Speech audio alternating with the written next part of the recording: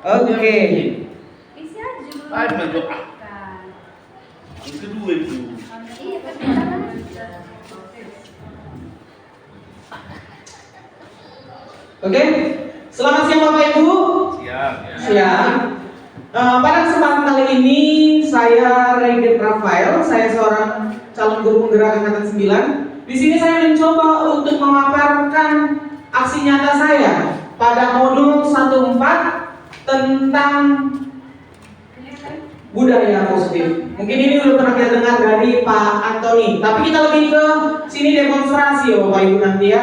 Kita mencoba untuk membuat peraturan dan keyakinan kelas di sini. Mencoba kita membedakan mana peraturan dan mana keyakinan kelas di sini. Oke? Oke. Untuk kita semuanya ya kan, bolehlah sambil mengerjakan itu, bolehlah sambil apa. Tapi lebih baik ya Bapak Ibu, ya kan, boleh kita tenangkan hati dan pikiran kita, berdamai sejenak, agar situasi dalam diri kita hadir semua dalam aksi nyata yang 14 ini. Oke.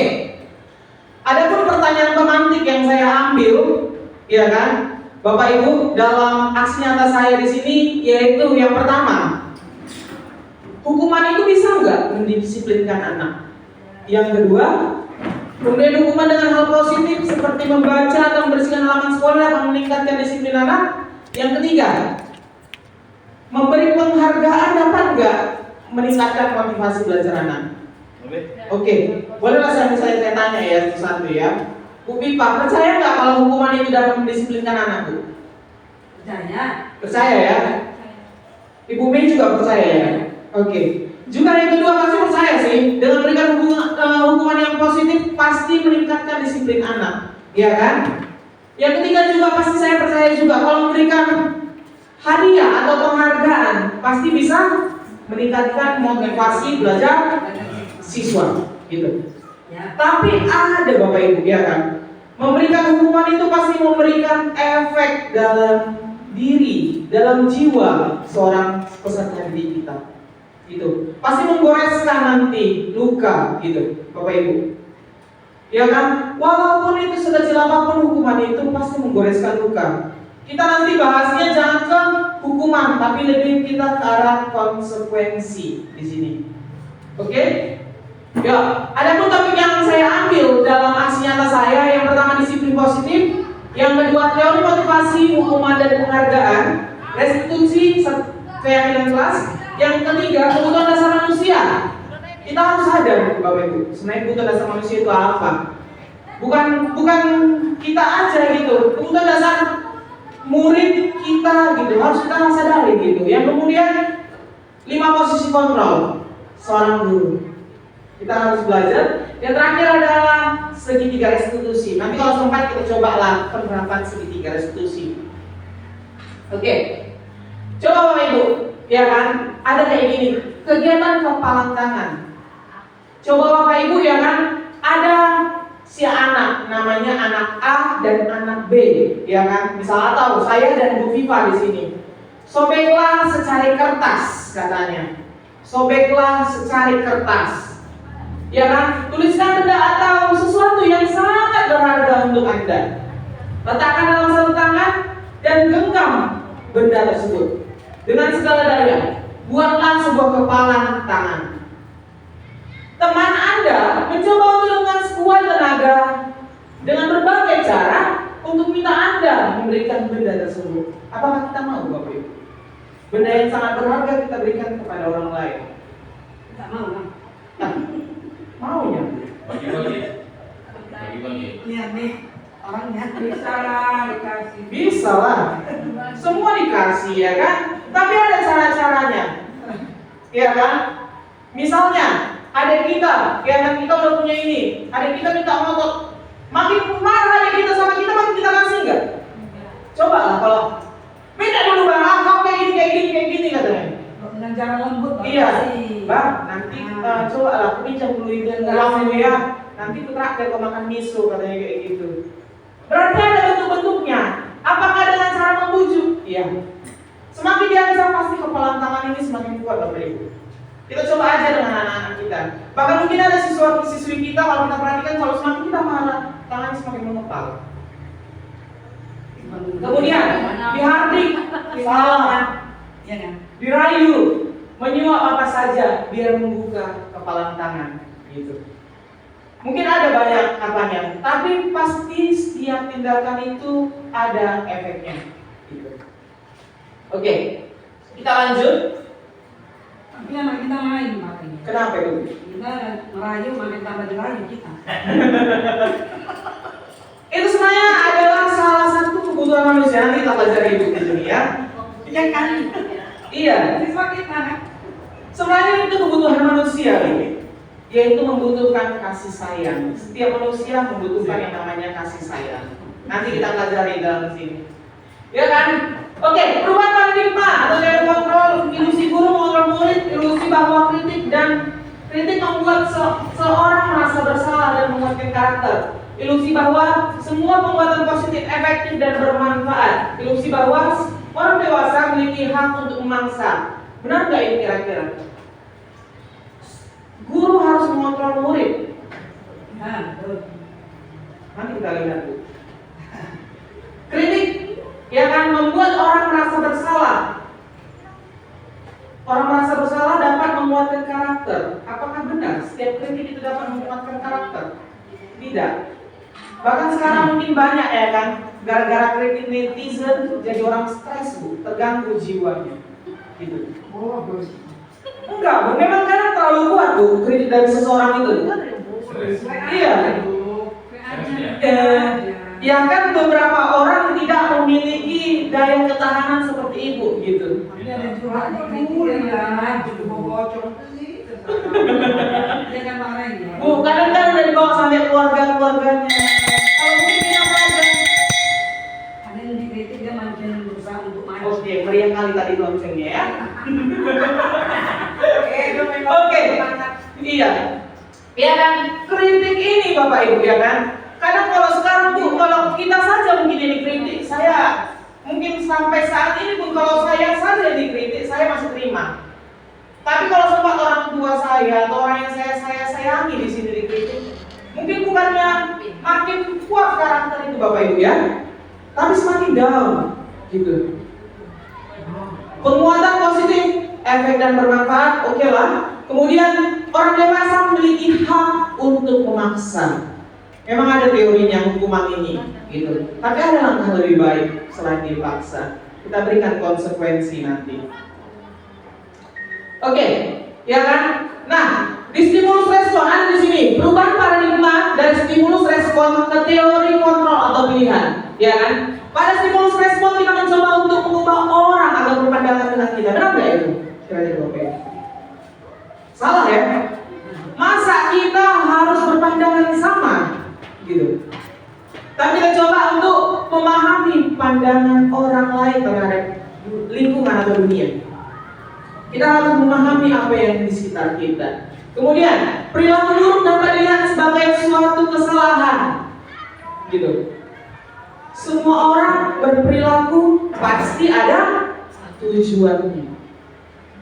Termasuk pencuri. Kenapa dia mencuri? Karena ingin ingin memenuhi kebutuhannya misalnya Bapak Ibu. Dia nggak tahu lagi mau kerja apa. Dan awalnya pasti saya nggak percaya setiap orang pencuri itu memiliki dasar yang kuat untuk memenuhi suatu kebutuhan. Tapi karena lama kelamaan, ya kan, akhirnya dari kebutuhan itu lahir menjadi suatu namanya kebiasaan yang tumbuh. Salah aja jawaban gue. Oke. Iya. Kemudian ada saya bisa mengontrol orang lain. Apakah kita bisa mengontrol semua peserta didik kita di sini? Tidak, Bu. Tidak semua peserta didik kita bisa kita kontrol di sini dengan baik, gitu. Karena mereka manusia yang merdeka, salah satunya gitu. Mereka merdeka, mereka bebas, mereka kebebasan. Dan salah satu kebutuhan mereka adalah kebebasan, Bapak Ibu. Kemudian pemaksaan ada saat bujukan gagal. Nah, ini yang mungkin sering kita lakukan ya, Bapak Ibu. Saat kita memaksa, mungkin kita ya kan nggak ada yang ngumpul, iya kan? Kita merasa nggak ada yang ngumpul, naik tinggi, ayo kumpul PR-nya, iya kan? 3 orang yang ngumpul, karena kita butuh untuk koreksi nilai mereka dan dapat nilai evaluasi mereka.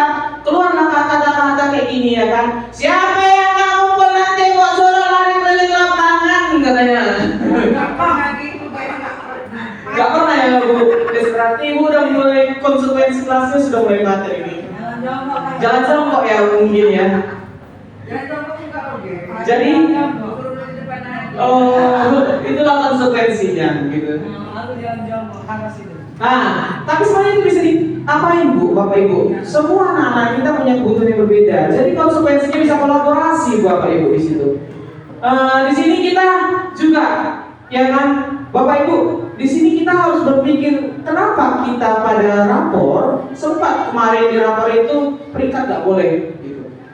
Sebenarnya dalam suatu pengajaran di pendidikan, ya kan, sistem yang harus kita anut adalah sistem win-win solution, menang sama menang, gitu. Jangan ada menang dan yang kalah. Sebab kita ketika seorang anak ya kan merasa kalah, maka dia merasa jiwanya itu kenapa aku jadi kayak gini, semakin rendah hati Bapak Ibu. Coba kita ganti dengan kata-kata yang lebih positif Bapak Ibu di sini. Oke, di sini mungkin nanti bisa saya bagikan disiplin positif ya kan. Teori disiplin positif ini dikemukakan oleh Bapak Dr. William Glass, ya kan? Yang berisi yang pertama, Anda tidak bisa mengontrol orang lain, hanya diri Anda yang bisa Anda kontrol sepenuhnya. Kemudian yang kedua, semua perilaku pasti memiliki tujuan. Yang ketiga, model berpikir menang-menang, kolaborasi dan konsensus menciptakan pilihan baru. Yang keempat, kebutuhan kita berbeda, gitu. Kebutuhan kita berbeda sehingga kita berusaha memahami pandangan orang lain terhadap dunia, sehingga orang memiliki gambaran yang berbeda. Oke, kita masuk ke makna disiplin. Kalau disiplin itu menurut Bu Risma apa Bu? Taat. Taat. Konsekuen ya. Konsekuen. Ya kan, habis itu apa lagi? Patuh, boleh. Itulah ya. Sebenarnya disiplin itu ada suatu proses pembelajaran, bukan harus membuat seseorang menjadi patuh Bapak Ibu. Nah di sini perasaan dan kata Latin disiplinlah yang artinya belajar. Makna arti kata ini berkonotasi dengan disiplin diri dari murid-murid Sokrates dan Plato. Disiplin diri membuat seorang mampu menggali potensinya, bukan hanya patuh. Dek, coba tengokkan itu terekamnya. Ya terekam. Bukan hanya patuh. Dalam budaya kita, makna disiplin telah berubah Bapak Ibu, menjadi sesuatu yang dilakukan seseorang pada orang lain untuk mendapatkan kepatuhan. Kecenderungan umum adalah menghubungkan kata disiplin dengan ketidaknyamanan, bukan dengan apa yang kita hargai pencapaian suatu tujuan mulia. Oke. Ya kan Bapak Ibu, di sini saya akan menyajikan nilai-nilai kebajikan universal. Saya akan menyajikan sebuah video Bapak Ibu di sini. Bolehlah kita tonton secara bersama-sama sambil kita mengerjakan tugas-tugas kita Bapak Ibu yang banyak itu ya kan. Bolehlah. Sekalian ice breaking kita Bapak Ibu. Penyanyinya Novia Kapni Devi.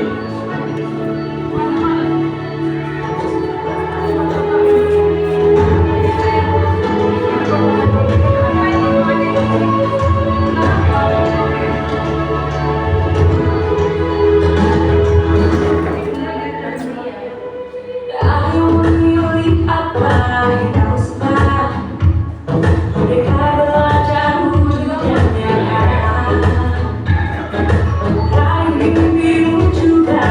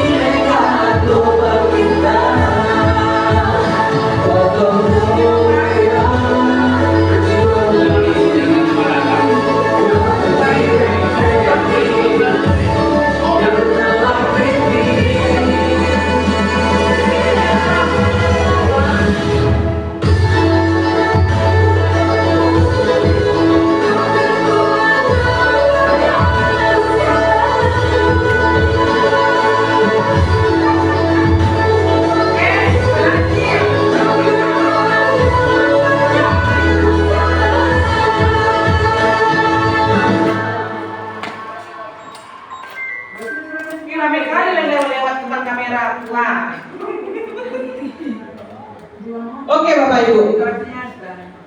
Iya kan? Oke lah, nanti saya sambil agak susah nih ngedit videonya kayaknya. Ya udahlah, gak apa-apa lah. Oke, tadi di situ sudah ada, ya kan? Nilai-nilai kebajikan universal adalah nilai-nilai yang dapat melintasi bahasa, suku bangsa maupun latar belakang. Gitu. Ada berapa? 1, 2, 3, 4, 5, 6 dimensi dalam profil pelajar Pancasila. Sebenarnya 6 profil pelajar Pancasila itu adalah nilai-nilai kebajikan universal Bapak Ibu.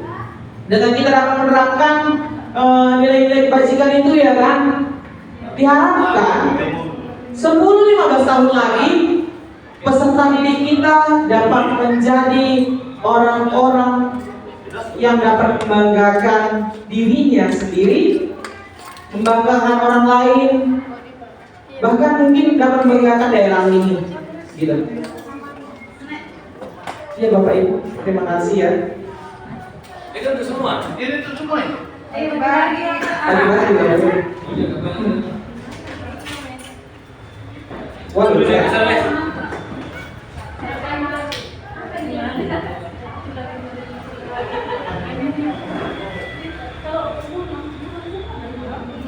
Apresiasi boy, dilaksanakan. kesempatan betul. Serius gunanya. Oke? Katanya sertifikasi loh Bu. Kalau serius sama. Iya. Tentu saja itu. Nanti itu sama kayak kebutuhan yang saya bilang tuh. Nanti ada kebutuhan itu. Kebutuhan yang mana nanti ibu kenanya itu, ya kan? Oke. Nanti lagi Kak. Merdeka menurut Ki Hajar Dewantara. Tadi mungkin ada. Ya kan kita sambil mengerjakan PMM di sini kita mengerti definisi merdeka menurut Ki Hajar Dewantara. Merdeka itu artinya tidak terlepas dari perintah. Bapak Ibu, kita mengenali arti merdeka itu tidak terlepas dari perintah katanya. Maka merdeka itu kayak kurikulum merdeka, tak bebas kita ya Bapak Ibu. Bukannya merdeka udahlah bebas gitu. Kita bebas mengusahakan pendidikan dan pengajaran kita menuju arah yang lebih baiknya sebenarnya. Bukan kita bebas tugasnya. Murid juga kayak gitu, bebas tugasnya. Malah sebenarnya tekanannya semakin luar biasa. Dengan adanya kurikulum merdeka, iya kan, Bapak Ibu, dengan adanya kurikulum merdeka, kita malah harus dituntut lebih biar bisa mampu mengembangkan namanya tugas-tugas mereka sehingga mereka lebih diterima sebagai manusia di tengah-tengah masyarakat. Akan tapi juga jangan buat pemerintah diri sendiri.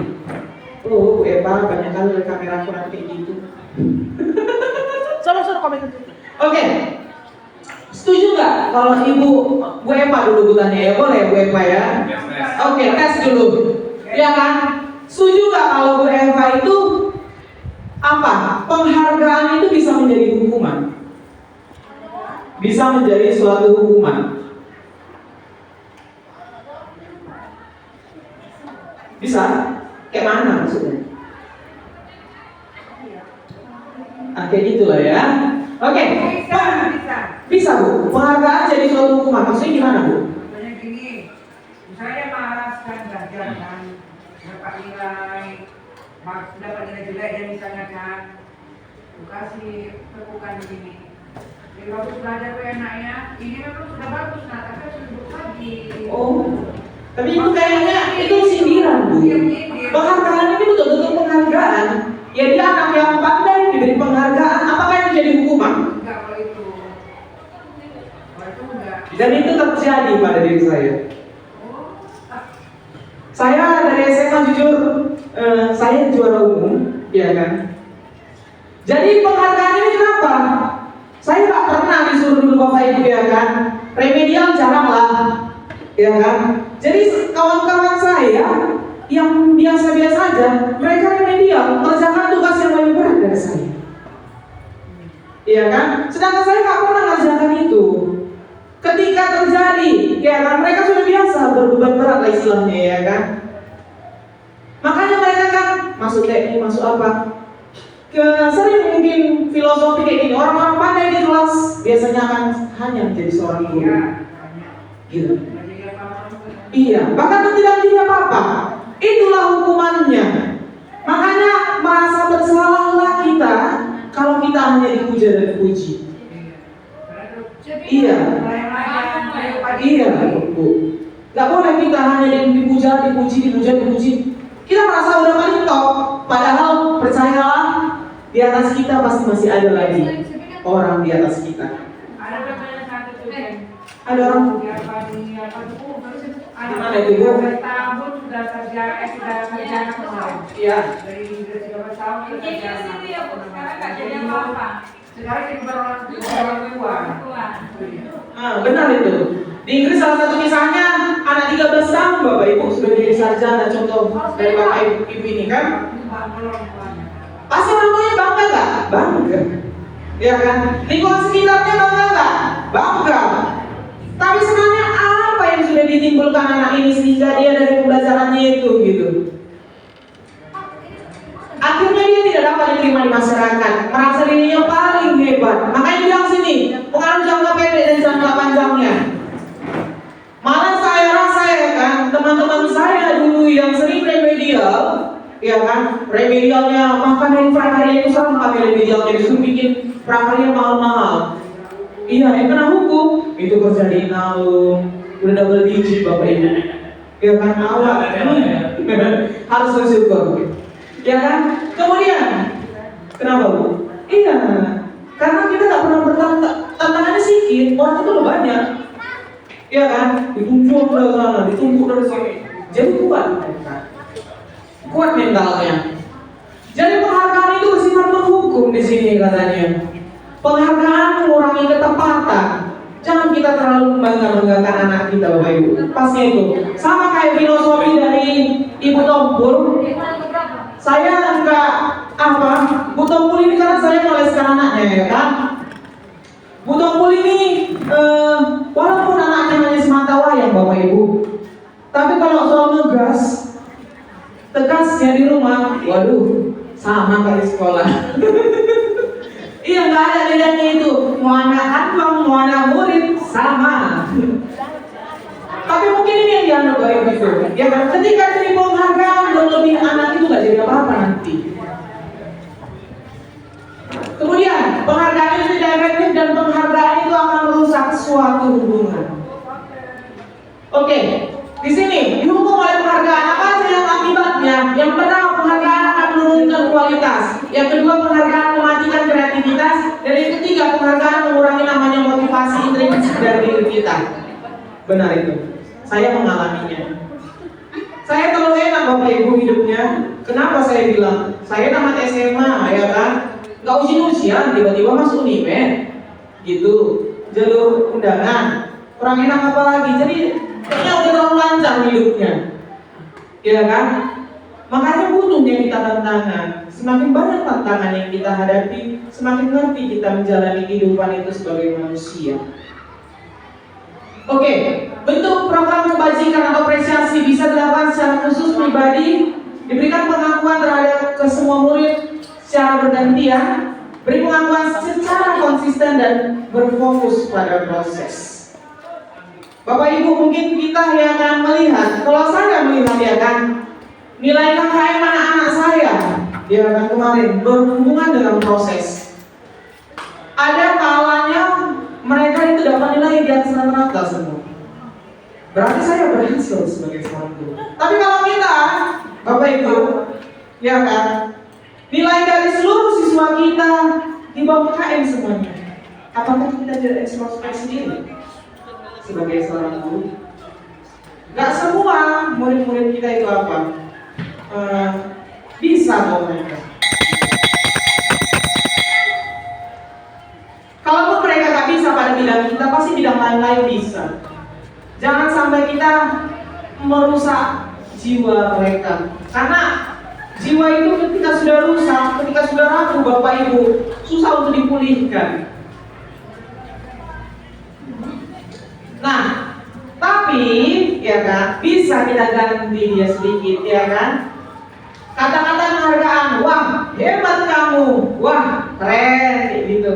Bisa digantikan kayak gini kata-kata ini termasuk salah satu apa sih pujian tapi nggak langsung dalam kali. Hebat itu kayak udah luar biasa kali Bapak Ibu. Coba diganti kemarin dengan kata-kata kayak gini. Kemarin saya perhatikan rasa empatimu besar sekali pada saat menolong murid baru di kelas kita. Gitu. Itu kan kalau menurut mereka biasa aja, tapi mungkin ada beberapa murid ya kan, wah ibu itu peduli sama aku. Kemudian saya menghargai kepedulianmu, gitu. Saya menghargai, jangan langsung, wah kamu keren luar biasa loh yang apa kamu lakukan, gitu. Dan terima kasih. Jangan sungkan juga untuk minta maaf sama murid-murid kita Bapak Ibu. Oke, ini mungkin kemarin sudah diapain ya? Kalau mencatat 100 kali itu hukuman atau konsekuensi? Mencatat 100 kali itu hukuman lah ya. Kemarin udah dibahas. Lari keliling lapangan karena tidak hadir sekolah, hukuman. Kemudian murid minta untuk push up karena tidak menggunakan masker, hukuman. Gak ada hubungannya sama sekali. Kemudian menggantikan kertas tugas teman yang telah coret-coret, konsekuensi. Kita buat mereka mau melakukan menang sama-sama win-win solution gitu. Kayak gini lah, gak mau masker disuruh lari, ya kan? Walaupun sampai sekarang bukan mau saya kan kayak gitu juga hilang, ya kan? Gak pakai masker, gak ada konsekuensi mereka Bapak Ibu. Kemudian membersihkan tumpahan air di meja tulis karena tersenggol pada saat pelajaran, ya konsekuensi mereka. Iya. Kemudian murid disuruh untuk tidak menggunakan sepatu sampai di sekolah karena tidak menggunakan sepatu hitam. Ini bolehlah kita ambil hukuman, tapi lebih baik nanti jika memang ada juga yang kesalahannya. Jika kita bakal sering membiasakan ini, ya kan, itu akan terjadi berulang-ulang. Mungkin pertama kali, kedua kali, itulah ada gunanya nanti segitiga restitusi kita belajar. Di situ nanti kita tanya, apa konsekuensimu nak atas perbuatan ini?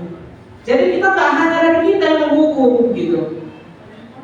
Kemudian lari mengelilingi lapangan basket 2 kali karena selama 10 menit pelajaran PJOK ini enggak Bu, ini konsekuensi karena berhubungan. Pelajaran PJOK dan berlari itu Apa konsekuensimu anak ini? Konsekuensinya nanya ada gitu. Kita coba Bu, mereka berpikir sendiri gitu. Kita coba untuk mencari cara lain. Bilang, bernyanyi aja katanya ya kan, gak ada ini hubungannya sama pelajaran ibu gitu. Bilang, haruslah yang lebih baik lah konsekuensimu, jangan menyanyi gitu. Harus yang lebih baik dan tidak berupa hukuman. Oke, nah inilah dia tadi, ya kan kita jawab sama-sama. Perbedaan hukuman dan konsekuensi mungkin ini disampaikan sama si Pak Antoni dan Bu Riri kemarin. Hukuman selalu menyakitkan, sesuatu yang menyakitkan. Konsekuensi sesuatu yang harus terjadi. Gitu. Sakit gak kita Bu kalau jumpa di situ sama Pak Kepala Sekolah ya kan? Kita nggak pakai, misalnya ada peraturan. Kita harus pakai pakaian putih hitam, gitu. Tapi pada saat itu kita nggak pakai pakaian putih hitam, langsung dipulangkan sama misalnya pimpinan kita Pak Kepala Sekolah gitu. Pulang lagi aja. Kecil nggak langsung hati kita, masih kecil. Wah cuma ininya. Dan kebetulan memang 2 hari yang lalu baru dicuci bajunya belum kering gitu. Langsung menyakitkan dia Bapak Ibu. Kemudian hukuman juga membuat seorang anak sakit fisik maupun hati. Konsekuensi gak bakal percaya karena itu udah kita sepakati bersama-sama Bapak Ibu. Konsekuensi itu hukuman membuat anak menjadi disiplinan, menghargai kedisiplinan pada konsekuensi. Hukuman biasanya berupa paksaan, sedangkan konsekuensi berupa stimulus tanggapan. Mendorong anak menyakiti diri sendiri, itulah hukuman. Konsekuensi mendorong anak agar mudah menyesuaikan diri. Mungkin bisa kita baca, nanti saya bagikan lah modulnya ini. Iya boleh nanti. kerajaan. Ya, boleh. Jadi hubungan juga kami nantinya. Bukan nggak boleh menghukum, Bu. Makanya nanti kita belajar segitiga restitusi. Membiarkan ini kalimat-kalimat itu. Bukan tidak boleh menghukum kita, Ibu. Mau kata-kata menghukum memang nggak boleh. Tapi kita belajar dengan kata konsekuensi, gitu. Nggak ada hubungan ini baca. Berhubungan, Bu. Hubungan. Misalnya kayak gini, ya kan? Kemarin baru saya praktikan sama murid. Dia itu nggak mengumpulkan tugas, gitu, ya kan? Kita sadarkan dulu dia. Nanti dia bilang, cepat kali Bu, langsung ke segitiga restitusi. Nah, benar nggak kamu nggak siap PR kemarin? Kita tanyakan dulu, benar nggak? Gitu. Baru jawabnya pasti iya, karena dia merasa bersalah. Gitu. Kemudian, apa? Kayak gini boleh kita langsung kayak gini, Bu. Ya kan? Stimulus kayak gini. Semua orang pasti pernah salah, nah, termasuk Bapak sendiri. Gitu. Kira-kira apa bentuk kesalahan kamu kemarin? Nggak kesalahan PR Pak kemarin. Nah kita ingatkan, makanya kita buat kesepakatan kelas sebelum kita menanyakan konsekuensinya kembali. Kamu masih ingat nggak kesepakatan kelas kita kemarin? Aku? Nah, pasti bilangnya masih Pak. Gitu. Setelah itu ya kan? Kesepakatan kelas yang mana? Misalnya tanggung jawab Bapak Ibu kesepakatan kelasnya, ya kan, yang dilanggarnya karena tidak bertanggung jawab atas tugasnya, ya kan. Habis itu boleh kita tanya nanti Bapak Ibu, ya kan. Habis itu kita tanyakan sama mereka kayak gini, apa konsekuensi atas pelanggaran yang sudah kamu lakukan? Kalau kita merasa belum pas konsekuensinya, boleh kita ulang bolak-balik. Nggak pas menurut Bapak, sampai kita merasa pas. Tapi janganlah kita merasa pas itu kita jadi menghukum gitu, ya kan? Misalkan nanti dia kasih tugas, Pak, nanti tugas Bapak kan aku kemarin menantu kali Pak, ya kan? Aku disuruh begadang sama makku Pak gitu. Jadi aku kumpul besok lah ya Pak. Itu udah merasa bersalah sebenarnya dalam hatinya. Gitu. Percayalah akan ada perubahan dalam dirinya. Itulah namanya segitiga restitusi, nanti kita pelajari.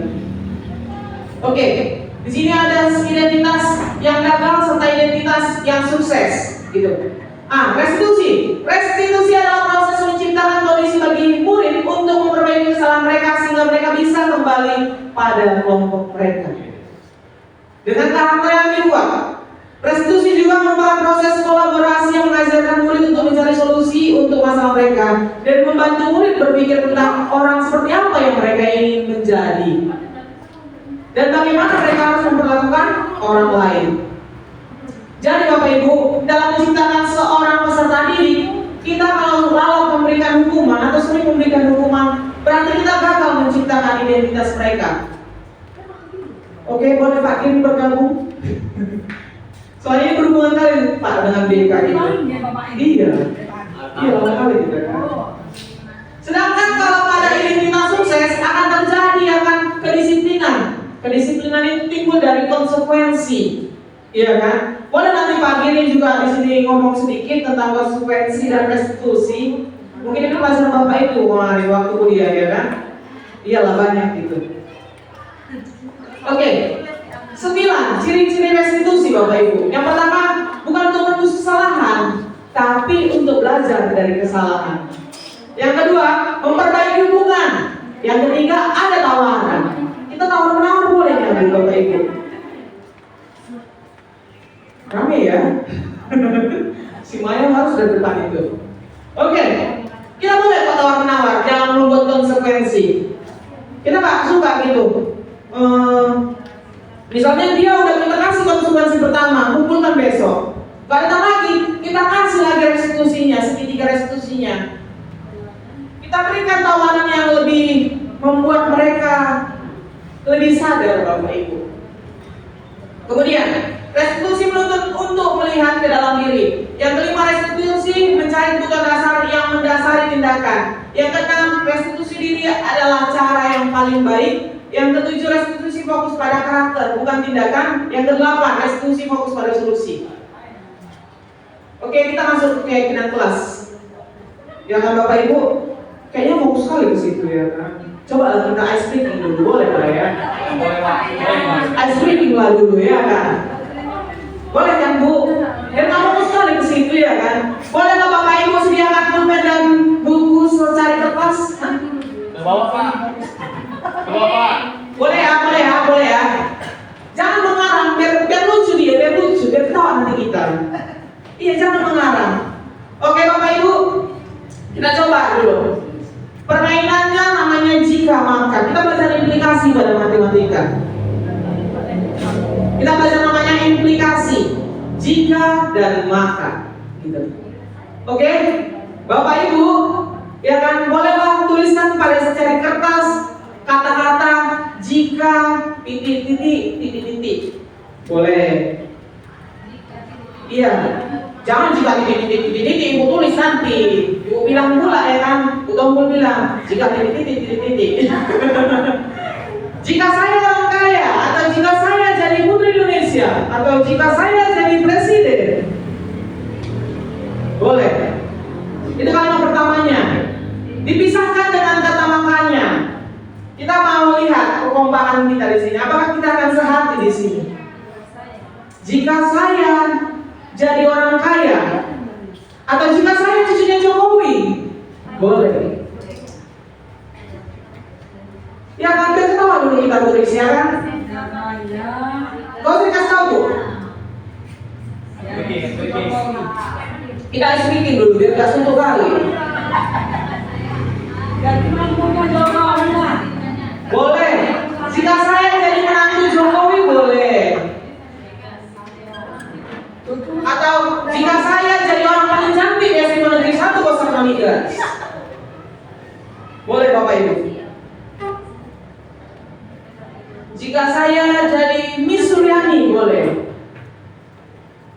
Jika saya jadi suaminya siapa lah ya, Anya Geraldine boleh.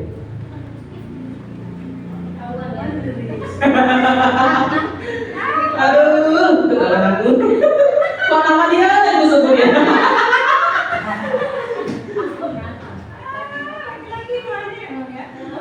Oke, boleh lah ya Bapak Ibu. Udah tulis jika saya maka bukan harus jika saya lah. Jika titik maka titik.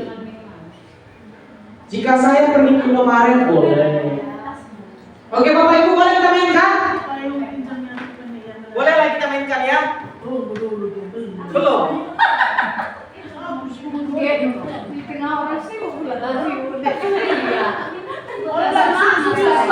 Kita lagi konsentrasi awal ini. Orang yang sebelum. Itulah tantangannya.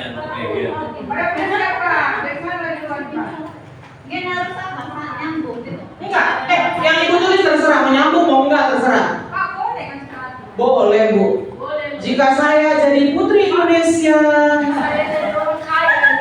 gak apa-apa, bermimpi kayak tadi topik yang tadi pagi, bermimpi itu gak ada yang larang kok Bapak Ibu. Bikin bangun. Tapi ingat bangun ketika sudah terjatuh. Janganlah Bapak Ibu. Enggak, di situ aja kertasnya.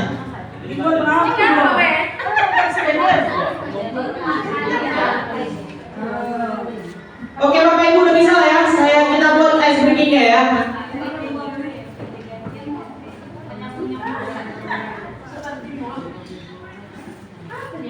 Oke Bapak Ibu boleh lah ya. Ini ice breakingnya dibaca pakai mic, biar nanti difoto, nanti Bapak Ibu lampirkan fotonya di BMM. Boleh berhubungan nanti. Karena aku lucu. Gak harus lucu kok, gak harus lucu. Nanti lucu sendiri nih Bapak Ibu. Kasih mic-nya. Oke? Siapa duluan? Duluanlah. Jika Pak Giring hanya jikanya aja ya, biar lucu ya. Jangan nanti disambung sampai mangkuk. Gak lucu pasti. Percaya. Jika Pak Giring, maka Bu Hafifah.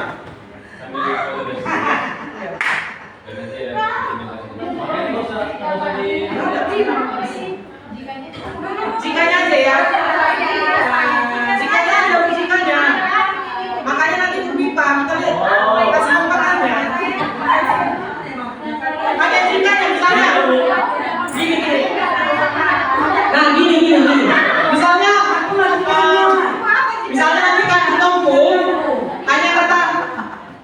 Jika Butompul maka Wepa. Butompul nulis jika saya orang kaya bukan sang Wepa, maka saya jadi cantik. Gitu. Yang nanti Wepa gitu kan? Iya, kayak gini nanti nyambung Bu Viva. Kita tes apakah sehari antara Pak Giring dan Bu Viva di sini. Sungguh anak. Gak ada lagi. Jika saya mengajar, maka Bukan sampai itu aja. Jika saya Oh, ya. tulis. Jangan sama kalau kita langsung Viva. Oke dia. nah, jika saya mengajar, Kasih pemikir. Yang tertulis ya Bu. Maka saya akan patuh sama Bapak. Pasti juga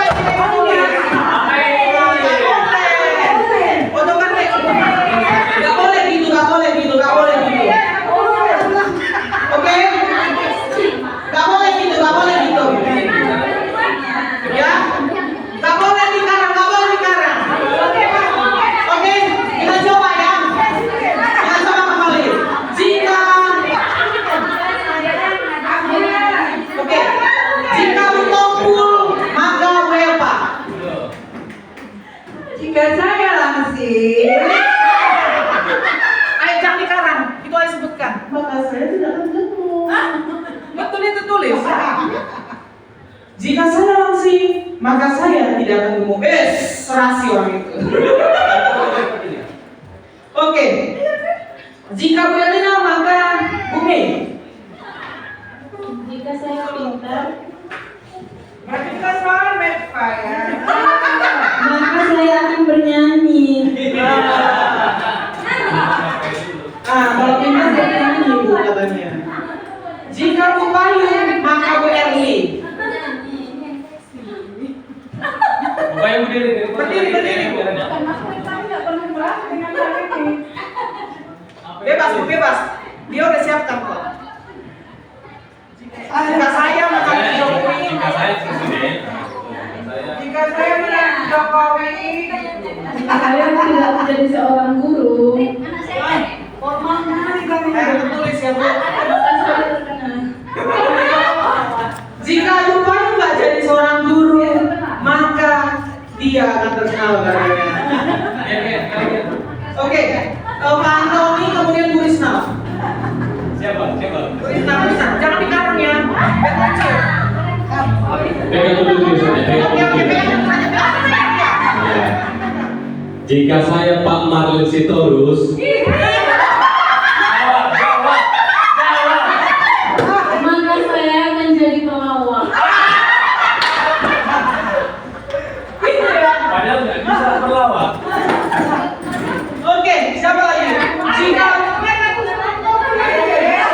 udahlah. Jika Bu Nobe maka Bu Ningsi. Tulis kuning di situ makanya. Jika saya cantik, Jangan marah.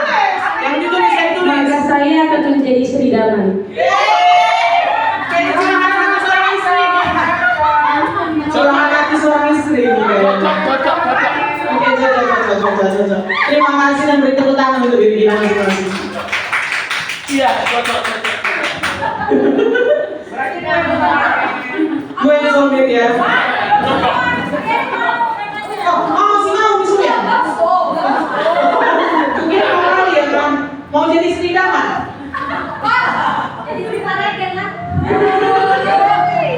Oke. Aku balik lagi. Aku balik lagi. Oke. Terakhir kita bahas itu. Bila dibalik lagi ya. Oke Bapak Ibu. Kalau peraturan itu biasanya kayak mana? Mengandung kata negatif biasanya di sekolah kan peraturan tidak boleh gini, tidak boleh gitu. Dilarang. Sebenarnya dengan kita mengucapkan sebuah kata negatif, maka jiwa kita akan terganggu sedikit gitu. Maka kita coba buat keyakinan kelas Bapak Ibu. Nanti setelah pelatihan ini, coba Bapak Ibu cari tentang keyakinan kelas. Gitu. Cari tentang keyakinan kelas, boleh Bapak Ibu buat di sekolah kelas. Dengan adanya keyakinan kelas kita bisa menerapkan namanya segitiga restitusi. Jadi kita saling mengingatkan antara murid dan guru. Misalnya kayak gini, kesepakatan atau keyakinan kelasnya yang pertama, kami guru dan murid saling menyayangi. Bahaya pakai. Kan positif, Pak. Oh positif ya. Iya. Jangan terlalu menyayangi lah. Betul. Nanti Miss Suryani juga cemburu.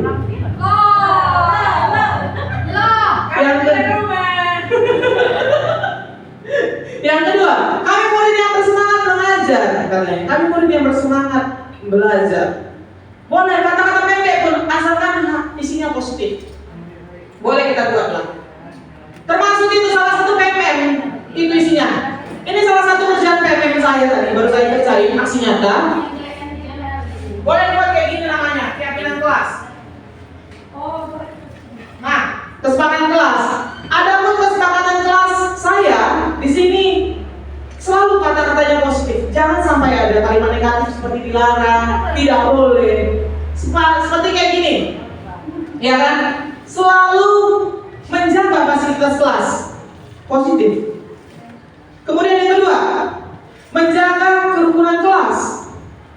Selalu datang tepat waktu. Kami senantiasa menghormati guru dan menghargai sesama teman. Jadi Pak Din, Iya, Pak. yang diungkapkan itu kan sebenarnya apakah itu mau target atau memang hanya kata-kata kalau itu yang dibuatkan di kelas itu realnya kan nggak seperti itu. Kita ingatkan mereka, Pak. Nanti ada namanya segitiga restitusi. Ini kan mencakupnya semua, Pak. Gitu.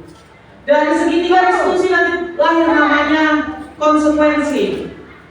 Ketika mereka melanggar ini, kita ingatkan kan kita udah buat kesepakatan Berarti kelas. itu kan proses ya, Iya, proses ya. ini proses. Apa yang salah? Saya nggak memberikan tugas juga. Kenapa main TikTok sampai malam?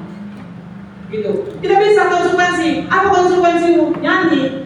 Bisa saya bilang nggak boleh nyanyi karena nyanyi itu nggak masuk dalam pelajaran Bapak. Nggak cocok itu konsekuensinya. Kita coba yang lain gitu. Oke, kegiatan tabel T itu kayaknya lebih ke belakang aja.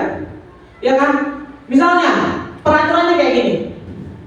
Bapak Ibu, selalu kembalikan buku ke tempatnya. Harus kembalikan buku ke tempatnya. Kita sempitkan aja, tapi luas dia. Tanggung jawab. Kita jadi luaskan dia, jadi umumkan. Bertanggung jawab dalam segala apa yang dilakukan. Kemudian dilarang mengganggu orang lain. Kata-kata ini ada negatifnya, dilarang. Jadi kita apain? Menghormati orang lain. Hadir 15 menit sebelum pembelajaran. Komitmen. Gitu, dibuat kayak gitu, lebih kayak gitu. Boleh, tidak ini dijadikan menjadi hiasan kelas, boleh Bapak Ibu. Ini salah satu aksi nyata PMM dalam kurikulum Merdeka, boleh diterapkan. Oke, gunakan masker, kesehatan gitu, dan keselamatan. Kemudian, jangan berlari di kelas. Sama kesehatan dan keselamatan. Bergantian ada giliran menghormati orang lain. Oke, Pak. Terima kasih, Pak. Kemudian, asli nyatanya kebutuhan dasar manusia dan dunia berkualitas. Perhatikan Bapak Ibu. Di sini yang penting kita mengerti. Kebutuhan dasar manusia yang pertama adalah bertahan hidup. Seperti saya bilang tadi, ya kan? Pencuri itu pasti awalnya adalah kebutuhan untuk memenuhi kebutuhannya.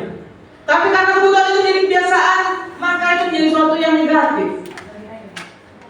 Apakah di sini ada yang sampai dia orang miskin gitu ya kan, susah. Tapi karena susahnya itu jadi maling ayam dia. Tapi selama ini baik gitu. Apakah langsung kita vonis di jalan? Tidak.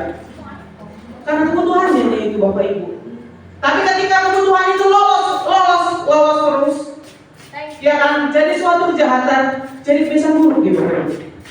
Itulah namanya jadi tindakan hukum. Kemudian murid-murid kita juga ada kebutuhan yang kedua yaitu kesenangan. Maka Bapak Ibu bolehlah dicoba-coba kayak SBK tadi. Di sini udah mulai banyak guru-guru yang mencoba SBK ketika sama kayak Bu Noven, Pak Robert, Pak Antoni. Ya kan udah mulai di sini SBK Bu Herlina. Mereka butuh kesenangan. Karena pada dasarnya hak anak itu adalah hak untuk bermain, gitu. Dunianya bermain, bukan dunia untuk bekerja gitu. Kemudian mereka juga butuh akan kasih sayang. Adel butuh kasih sayang kan? Enggak. Oh, Dia butuh kasih uang, bukan butuh kasih uang ya. Kasih sayang itu boleh dalam bentuk materi, boleh juga dalam bentuk yang lain-lain. Boleh juga yang kemudian butuh penguasaan. Penguasaan ini artinya butuh kayak mana ya? Kayak gini, diterima gitu, posisinya ada, diapresiasi. Mereka butuh apresiasi Bapak Ibu. Makanya kalau kita terlalu berpikir negatif sama mereka ya kan, kau gak benar, kau katanya kan, saya gak katanya, jangan terus-terusan. Boleh sekali-sekali, saya gak melarang. Kalau setelah saya belajar tentang berhukum gerak, saya lebih mengerti hukuman itu boleh, tapi dalam bentuk konsekuensi dan jangan terlalu negatif. Penguasaan, mereka butuh. Aku dipuji Bapak itu tadi. Hanya karena pakaianku rapi, pasti rapi dia. Aku percaya itu, pasti rapi terus-terusan dia. Tapi aku marahin dia sama Bapak itu, ngapain? Dia juga peduli sama aku gitu ya kan. Bakal terus kayak gitu. Aku walaupun aku masih sering marah-marah di piket ya kan. Kemudian terakhir manusia butuh namanya kebebasan. Kita semua di sini butuh kebebasan bereksplor, sama kayak konsep Merdeka Belajar. 5 posisi kontrol guru. 5 posisi kontrol guru. Ini bertahap Bapak Ibu. Dari penghukum, pembuat rasa bersalah, teman, pemantau, yang terakhir adalah manajer. Ya kan? Mungkin kita sering di sini lah, penghukum dan pembuat rasa bersalah. Penghukum jauh sering dibahas lagi, itu sangat negatif.